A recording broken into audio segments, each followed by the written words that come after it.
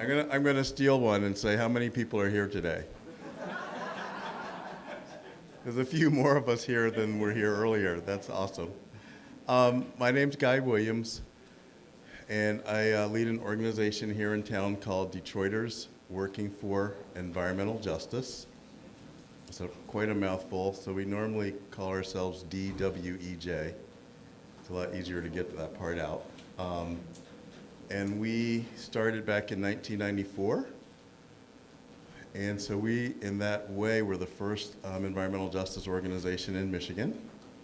And I want to take a few minutes just to share some history. And then I actually learned that there's a spiritual connection between my journey and Professor Smyer's journey that I only learned this morning. But back in 1994, I came to Michigan to take a job in the environmental field, and I was looking for people in the area who worked on environmental justice. And how many people have actually heard of the term, have a sense of what environmental justice is? Not many. All right, perfect. I'm geared to help out there. So the really nugget of it all is that back, I would say, in the late 80s, scientists started recognizing connections between exposures to different kind of chemicals that are dangerous and poisonous to all kind of animals, but particularly looking at human impacts of health. And we also were learning that where people were getting exposed and living near these kind of sources, dominantly were neighborhoods of people of color, Black, Latino, Native American populations.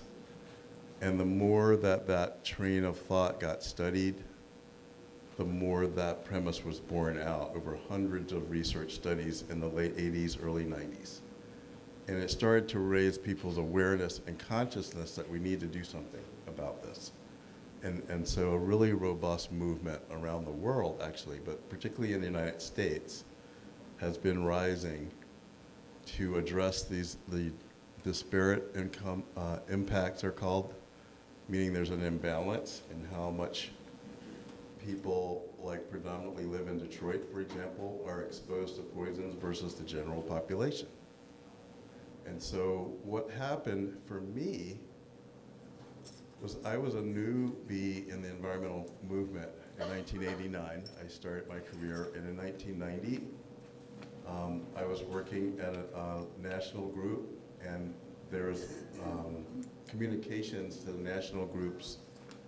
You may have heard of some of them: Sierra Club, Audubon Society, National Wildlife Federation, and where I worked, Environmental Defense Fund, Natural Resources Defense Council, or others.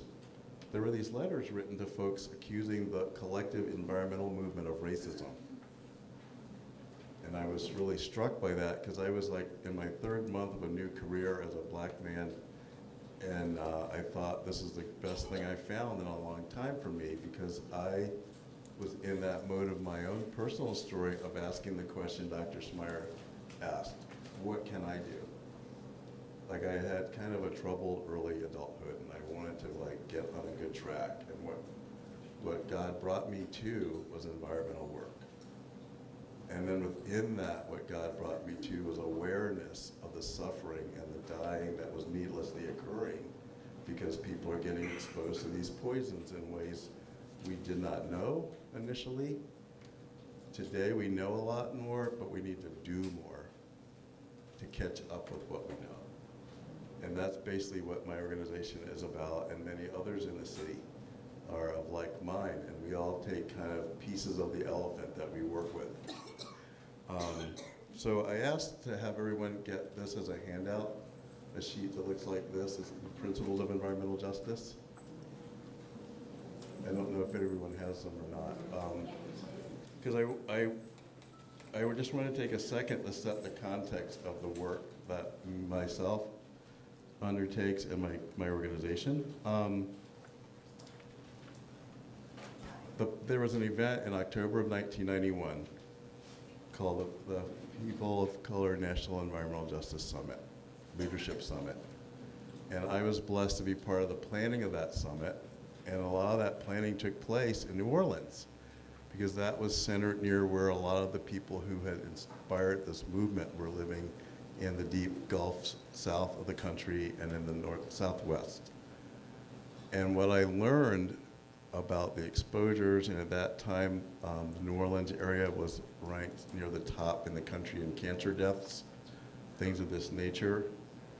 I realized and was called to my purpose of working to resolve these exposures. So since 1990, that's been my work. And what we did was we drafted what amounts to a platform of agreements that hundreds of people, there was about 600 attendees at this summit in 1991, and we agreed on 17 principles, and those principles are still our guiding force today. And I wanted to share with you just a few of them that I feel are relevant to our gathering and the purpose of why we're here today. Like, we're here talking about what are the impacts of this global phenomenon on seniors. And like, tomorrow I turn 65. And I was like, ooh, I'm talking to myself today. Thank you, thank you.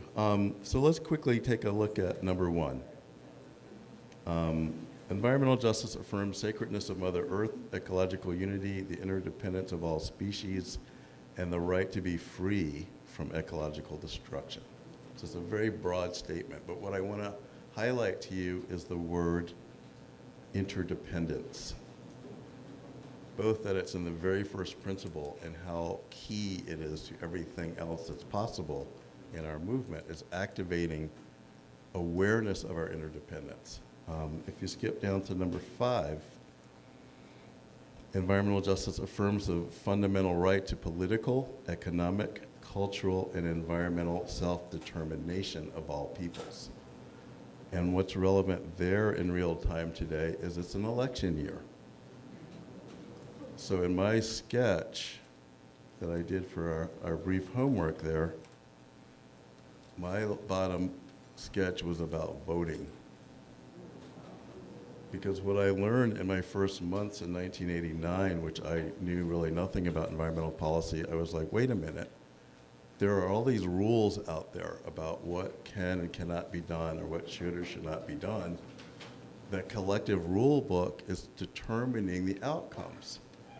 So wow, if we want to change how we're being poisoned unwittingly and without permission, we need different rules. It's pretty much that simple.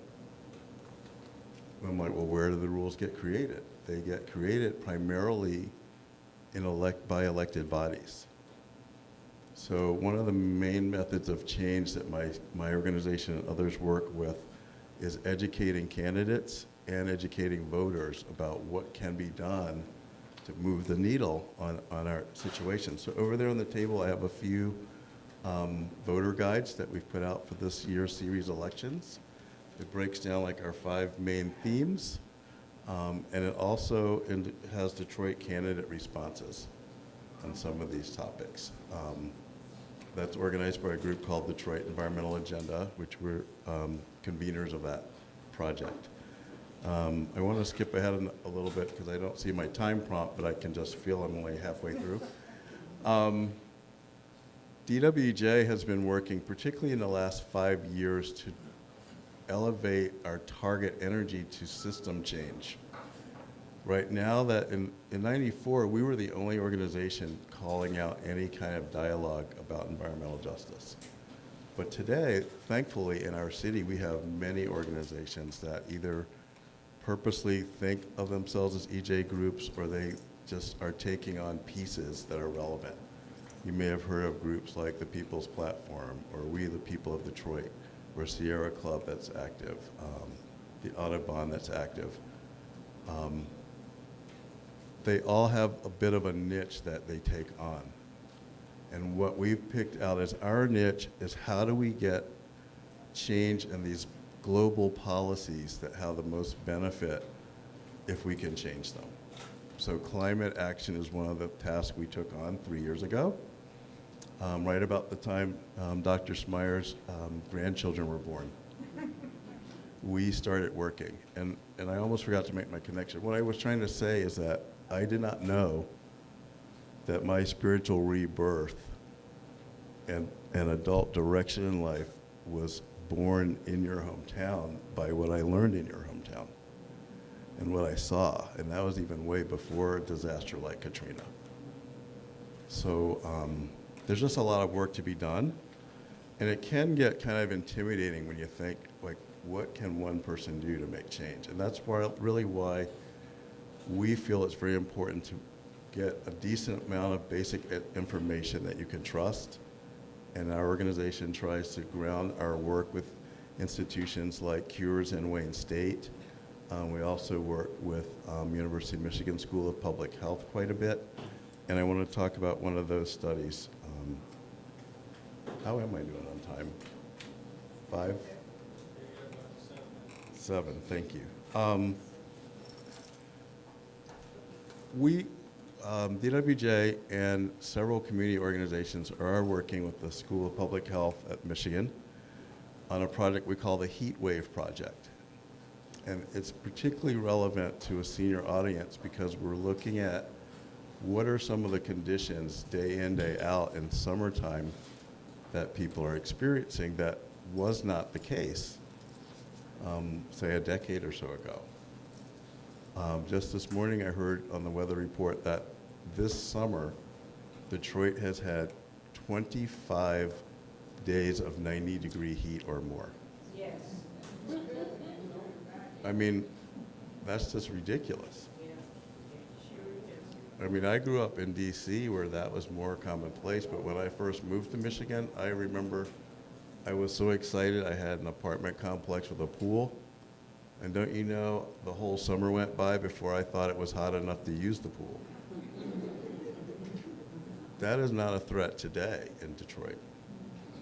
It is hot as heck. And what's going on about that are all these thunderstorms, right? Would anyone think that the weather you're observing it's different than it used to be as you grew up, right? Absolutely. So, you know, I'm trying to bring it down to home is that what we're learning is as the climate is rearranging itself, there are direct impacts on day-to-day living. One of our current big projects is with the city government. You may not know, the Office of Sustainability was established by Mayor Duggan about a year ago. And the word sustainability is kind of challenging because it's one of those terms like that people who spend all their day thinking about policy like me use, but not regular people.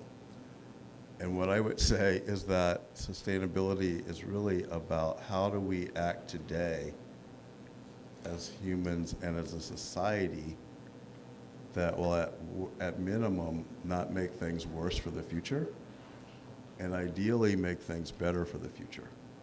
And so how it relates to our topic today is what do we know about day-to-day actions that are related to climate change? We now know, we did a survey in the outreach we're doing right now that 1 in 3 people in the city apparently are getting affected by flooding in a way that disrupts their daily activity almost every time it rains.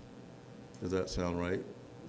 Anyone in here having that similar experience? Mold, flooding in your neighborhood, blocked streets, things of that, right?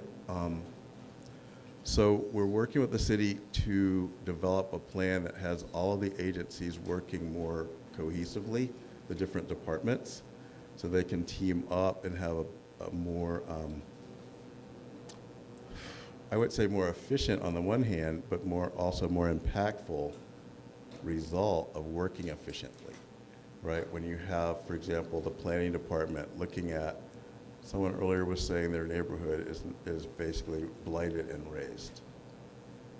Well, from a sustainability perspective, we want to look at that and say, well, what do we do now next in that place that's going to keep it not getting any worse and ideally getting better? Is that a place we can create space to capture rainwater and also turn it into some kind of nature amenity that makes things look beautiful, makes opportunity for children to learn about science? Are there multiple purposes we can put that land to? What about the condition of our existing housing? We know that energy use is one of the biggest drivers of the pollution that causes climate change. So to the extent that anywhere in our city we can save energy, that's part of the solution. Not only that, we know that a lot of people pay much too much of their bills on energy than they really need to, because our housing stock was not designed for the heat that we have today. So there's a lot of technology that we now know as a society that can be brought to bear. So we're trying to engage the public in conversation. Do many of you use the internet at all? Oh, that's encouraging, because there is a handout over here on the table. It's the same handout I drew my picture on the back of, actually. It looks like this. One of the topics that we were chatting about, thank you, in the morning was how important we feel it is to have the voices of seniors heard in terms of what's important to you, what your needs are, and in my role to try to hold government accountable to being responsive. And so we have a website that we set up in our project with the Office of Sustainability that we really would like everyone to go on that website. We have a dialogue going. It's a chance to get direct answers from city government folks about topics in your neighborhood that relate especially to sustainability. Recycling and the trash, and what are we doing with the pieces of our demolished homes, right? I don't know how many of you have heard of the theme of deconstruction, but that's where we take apart systematically old buildings so that we can reuse those parts, and that a whole industry can build up around that reuse of buildings.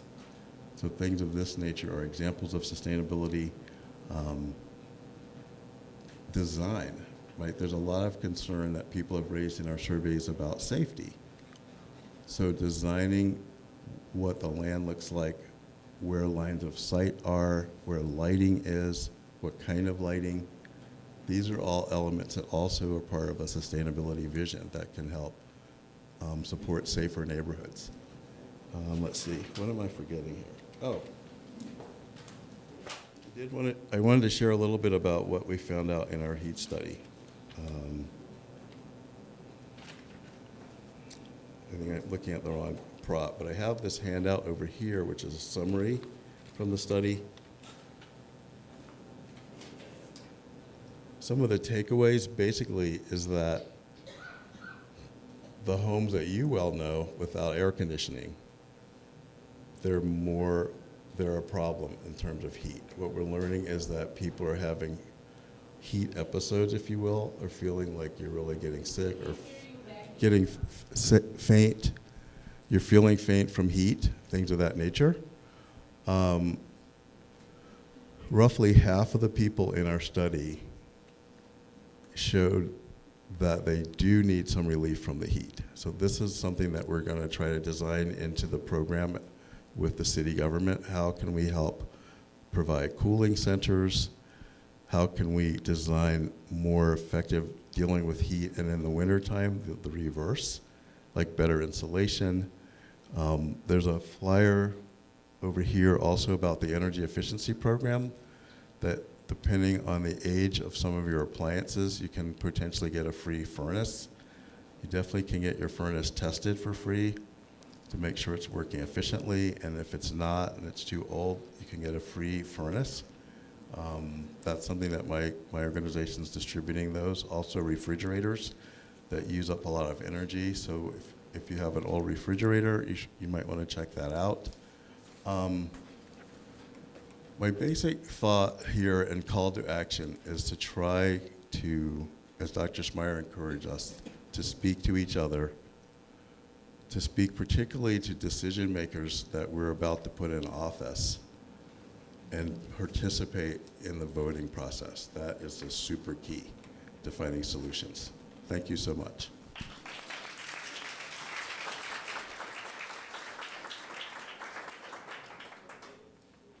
Are there any, we'll take one or two questions, and then I'm gonna offer some comments, and then we'll do our You want to hear me?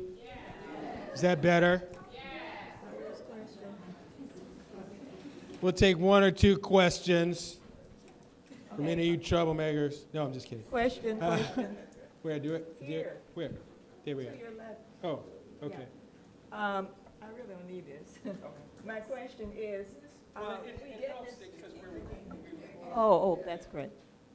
We get this information and we store it up and we know what's what, but then we get to the government, and our government permits knowingly a lot of these damaging kinds of drugs and pesticides and whatnot that they allow, not only in our food, but any other place they can do it because they're so busy trying to placate their stockholders and their corporations. So we are the losers. We as consumers are losers when it comes to our government, which does not look out for our best interest.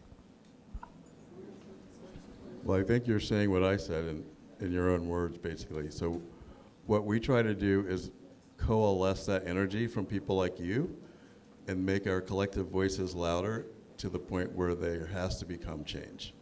And I think it starts with who are we electing to be the target of the conversation. One beneficial change I've seen in city council, for example, in the last 8 years, is that most of the members right now are looking at how to make housing more effective, what are the legal opportunities for the city. A lot of times it's state law that's limiting, more often also it's federal law, so it takes a while. But I would encourage you to hook up with either our group or others like us and make sure that we can be collectively strong. I think that is what's needed. Are we needing a break, or we want to just keep going? Keep going. Okay. Where do I take this? I would like the website, your website that you. Oh, sure. I'll grab it and I'll read it out to you just a second. Federal government, there are executive orders that have been taking place that are wiping out former executive orders that contribute to a cleaner and healthier environment. So my question is, what can we as citizens do to address executive orders? Is that something that we go through our Congress? I just want to know, how do you do it? Executive orders from the president definitely is something that has to be addressed at the congressional level. So these are items, for example, we have all of our congressional representatives are getting reelected because every 2 years they come up for reelection. So that's something I would say my experience with the local delegation, folks like Brenda Lawrence, Rashida Tlaib, who's likely to get elected soon, that they're very active on our issues, yet they need more support, right? Because they're in the minority party right now. So the more that they feel emboldened to go forward by our reaching out and saying, we're listening, we're there, we're behind you, that really helps. Question? Hi, you made a statement about possibly replacing a furnace or a refrigerator if you had issues with those. What is that based on? Is it based on income, or how do you go about? It is based on income. I have a flyer right over here. I think it's roughly $40,000 for a family of one. And then there's a graded scale, which is on the flyer. But this is something that actually is a benefit that's come from the kind of activity, political activity I mentioned, that the electric utilities now pay for these upgrades. So that's where the money's coming from DTE in the case of our area. DTE and OSHA? OSHA is not in the scope of that replacement plan. That's occupational safety and health. Yes, thank you. I have a concern along with my question. In my area, northwest Detroit, there's been a lot of construction going on with replacing old water lead pipes. Yes. And, in particular, in my neighborhood, We were not notified that the upcoming construction was going to take place, and it wreaked havoc for like 4 to 6 months of large trucks coming through the neighborhood, a residential neighborhood. I have, I had mirror tiles on my wall that actually came down. I had to bring them all down, cracking in my plaster. And the worst thing, it was just breathing that roadside dirt that was being transported daily during the summer and when the wind was blowing. We wasn't notified that, and then I did have a little allergy from that. Yes. You know, so you said you connected with the water department. How do this information get out to the community, and how do we prepare for such a large construction to come through, like closing our doors and, you know? So the topic that you're raising is a perfect one for this website that I mentioned for a couple reasons. So let me just, if you want to jot it down or grab the flyer later, it's COURB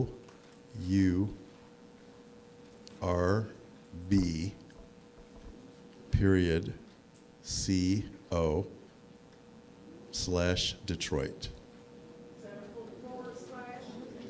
This way. I'll say it one more time. We pronounce it courb.co / Detroit. COURB.co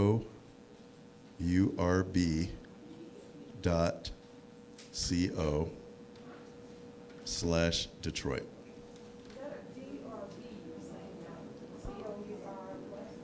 B like boy. So it's C like Charlie, O, U, R, B like boy, dot, C like Charlie, O, / Detroit. I'm not answering because I don't know which is the forward or back, but it tilts this way. I don't want to make it confusing.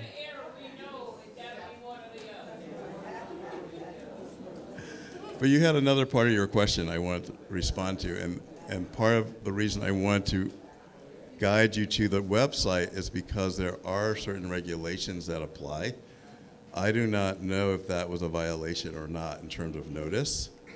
What I do know is reviewing the collective of rules of that nature is part of this project that we're working on. Like, what is it that the water department would be doing? How will the interaction with the neighborhoods affect it? How do we do a better job of that? That definitely is one of the goals on tap. So it'd be important to get that specific neighborhood on the map and so forth. Where is Bucknell University? Where's Bucknell University? It's in a little town called Lewisburg, Pennsylvania, which is literally in the middle of the state. It's also a few miles from Lewisburg Federal Penitentiary, which any of you who might be Jimmy Hoffa story mavens, that's where he was held. Yep. There's a hand back here.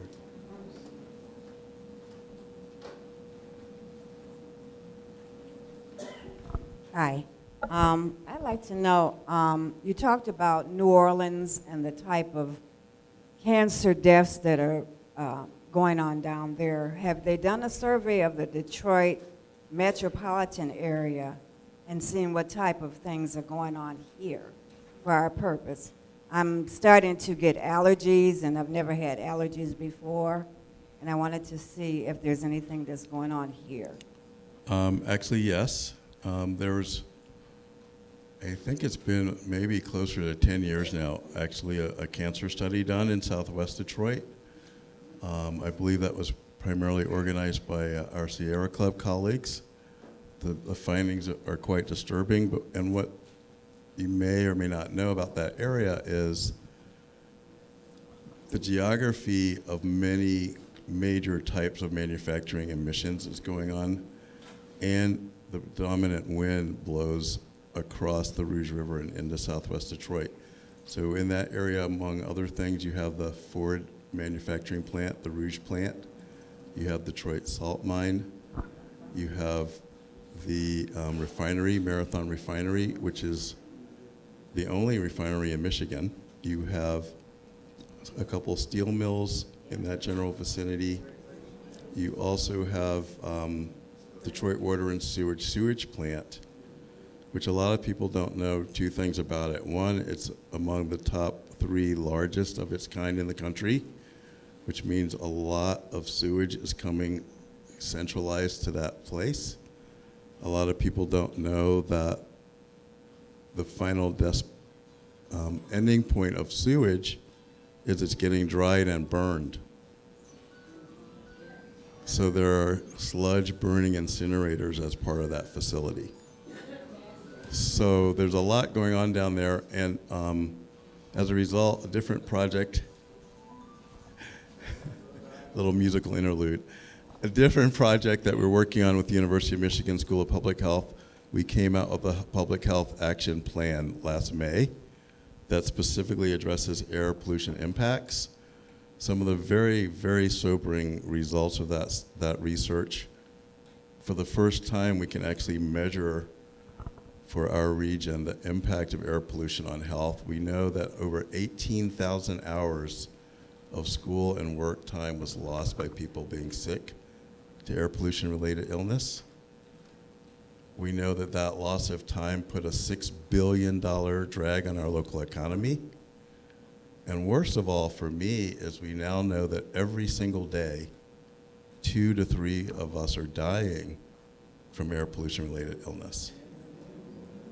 And so that is something we as a society know how to stop, but the rules are not yet in place to get that done.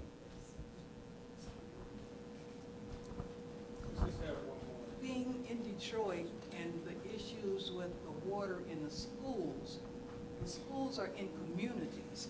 So is there a reason why communities should not be concerned about our water? I believe there's a lot of reason to be concerned, and that we need to get a better system in place to do accurate and reliable testing. You know, I'm not expert enough or privy to the information to draw conclusions about what's going on, but the questions are obvious, and we need to do a better job of clarifying the information for sure. So is there any intent that something will be done? Because I'm not in the decision-making circles, I don't know, but it is on the topic of this overarching plan we're developing. It's another one of the hotspot topics that we'll be promoting this spring that get taken up. I think this is our last one. Thank you, James.